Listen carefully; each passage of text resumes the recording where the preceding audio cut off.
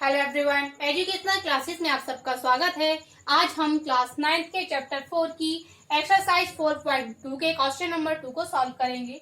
इसका question number 2 है, निम्नलिखित समीकरणों में से प्रत्येक समीकरण के 4 हल ज्ञात कीजिए। इसके अंतर्गत हमें कुछ क्वेश्चन दिए गए हैं और हमें उनके 4 हल यहाँ पर ज्ञात करने हैं। यहाँ पर पहला समीकरण दिया है 2x प्लस वाई बराबर 7। इसमें इसको हम लिख सकते हैं y बराबर 7 माइनस 2x, क्योंकि ये 2x प्लस के थे, इस साइड पक्षांतर करेंगे तो ये हो जाएंगे माइनस के। इसको लेते हैं हम इक्वेशन नंबर फर्स्ट।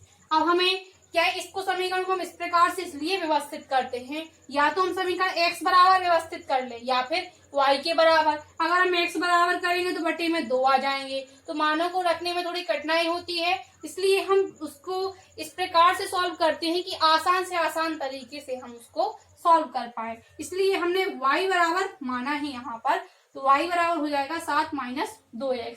अब हम इसके 4 हल ज्ञात करने हैं, तो समीकरण 1 में क्रमशः x की जगह हम 0, 1, 2, 3 इस प्रकार से मान रखते जाएंगे तो हमें y का मान प्राप्त होता जाएगा।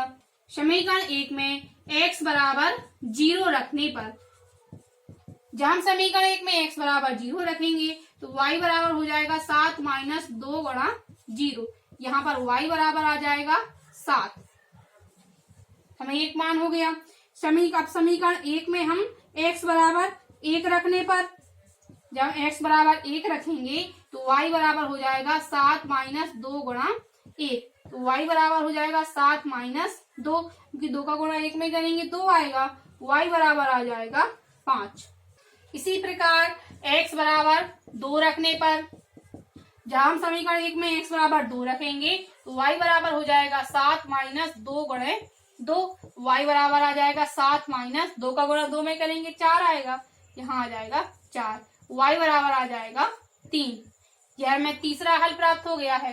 अब समीकरण 1 में x बराबर 3 रखने पर, जब हम 3 रखेंगे समीकरण 1 में तो y बराबर हो जाएगा 7 माइनस 2 गुणे 3, यहाँ आ जाएगा 7 माइनस 6, y बराबर आ जाएगा यहाँ पर 1। इस प्रकार से हमें समीकरण के 4 हल प्राप्त हो गए, y बराबर 7, y बराबर 5, y बराबर 3, y बराबर 1।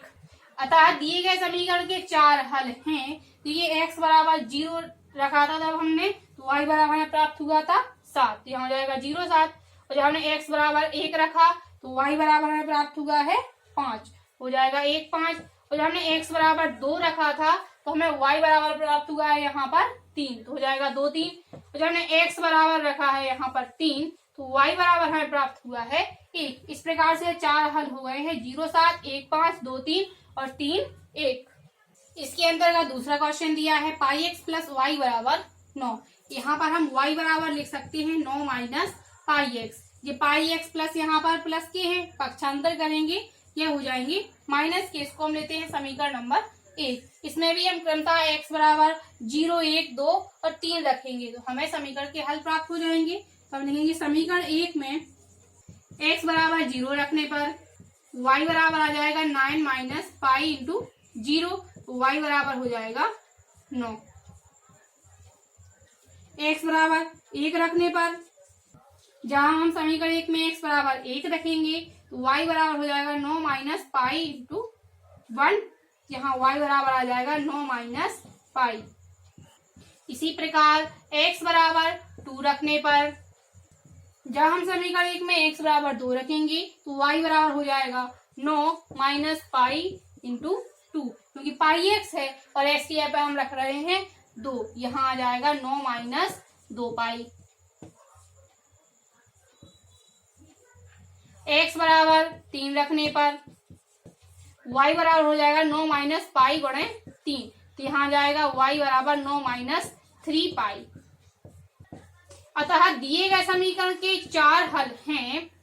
x बराबर हमने 0 रखा था तो y बराबर में प्राप्त हुआ था 9, तो 0 9 हो जाएगा, और x बराबर 1 पर y बराबर प्राप्त हुआ है 9 माइनस पाई, और x बराबर 2 रखने पर y बराबर आया है 9 माइनस 2 पाई, और x बराबर 3 रखा है तो y बराबर हमें प्राप्त हुआ है 9 माइनस 3 पाई। यह आ गया है आंसर। प्रश्न क्रमांक 2 के अंतर्गत तीसरा क्वेश्चन दिया है x बराबर 4y।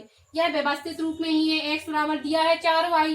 तो इसमें देखिए जब हम y के बराबर मानते हैं समीकरण तो x का मान मानते हैं, और यहाँ हमने x के बराबर माना है समीकरण तो हम y के मान रखेंगे। समीकरण 1 में y बराबर 0 रखने पर x बराबर हो जाएगा 4 गुणा 0 बराबर आ जाएगा 0। अब समीकरण 1 में इसी प्रकार से y बराबर 1 रखने पर x बराबर हो जाएगा 4 गुणा 1 बराबर आ जाएगा 4। हम y बराबर रखेंगे जब 2 तो x बराबर आ जाएगा 4 गुणा 2 बराबर 8।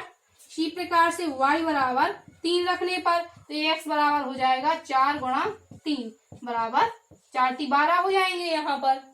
अतः समीकरण के 4 हल हैं कि जब हमने y बराबर 0 रखा तो हमें x का मान प्राप्त हुआ था 0, तो 0 0 हो जाएंगे। और जब हमने y का मान रखा था 1 रखा तो हमें x का मान प्राप्त हुआ था इससे 4, तो यहाँ आ जाएगा 4। बिंदु हमेशा x y के रूप में होते हैं इसलिए हम 1 4 नहीं लिखेंगे। यहाँ पर y बराबर रखा है 1 तो यहाँ आएगा y, और x का मान आया था ये रखने पर 1 4 तो हम यहाँ रखेंगे 4। इसमें चरों में हमें हमेशा याद रखना है जब भी हम कोई मान लेते हैं वह हमेशा x y के रूप में होते हैं, y x के रूप में नहीं होंगे। भले ही हमने यहाँ पर y बराबर 0 रखा है लेकिन जब भी हम बिंदुओं का अंकन करेंगे तो वह हमेशा हम x y के रूप में ही करते हैं। तो जब हमने y बराबर 2 रखा तो हमें x बराबर प्राप्त हुआ है 2 रखने पर 8, और जब हमने y बराबर रखा था 3 तो हमें x का मान प्राप्त हुआ था 12। ये आ गया है आंसर। इन क्वेश्चनों में सभी के आंसर अलग अलग भी आ सकते हैं, इसलिए क्योंकि इसमें कहा गया है 4 हल, हमें 4 हल ज्ञात करना है। और हम जानते हैं द्विघात समीकरण के अपरिमित रूप से अनेक हल होते हैं। जिस प्रकार से दो परिमेय संख्याओं के बीच में अनंत परिमेय संख्याएं होती हैं उसी प्रकार से द्विघात समीकरण के अपरिमित रूप से अनेक हल होते हैं। मैंने यहाँ पर y बराबर 0 1 2 3 इस प्रकार से रखा है, y बराबर 0 -1 -2 -3 5 6, मतलब कोई भी हम इसमें मान रख सकते हैं। समय क्योंकि 4 हल ज्ञात करना है वह हम कोई भी हल ज्ञात कर सकते हैं। बस हमें याद रखना है बिंदु हमेशा x y के रूप में ही लिखना है।